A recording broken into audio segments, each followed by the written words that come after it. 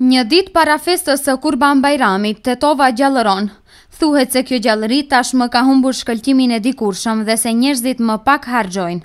Kriza ekonomike ka bërë të veten.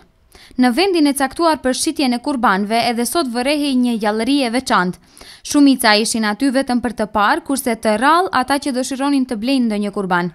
Shitësit thonë se interesimi dhe blerja kanë rënë ndjeshëm. Ma i dobët për viteve tjera.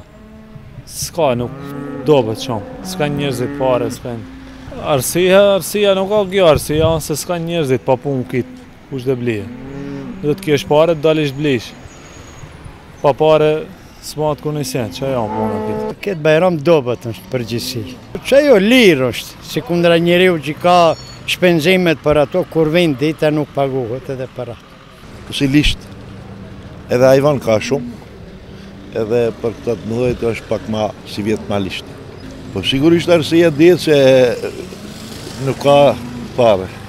Blerësit nga ana tjetër ankohen për çmimet e larta të kurbanëve. Çmimet janë për neve janë shtënë se pare nuk ka. Me pas pare, shumë mira. Jo çfarë keni ble? Kena blet desh. Një penzie e me një dash. Dola veç këtë. Dhe 120-30 euro janë të ashtu.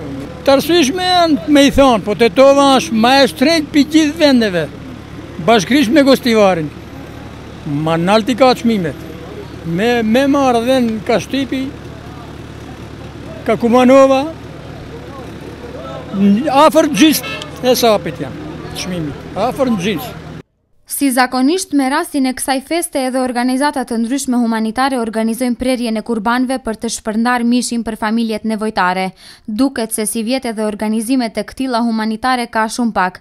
Kriza ekonomike, kushtimi apo diçka tjetër, por viti vitit nuk i ngjan.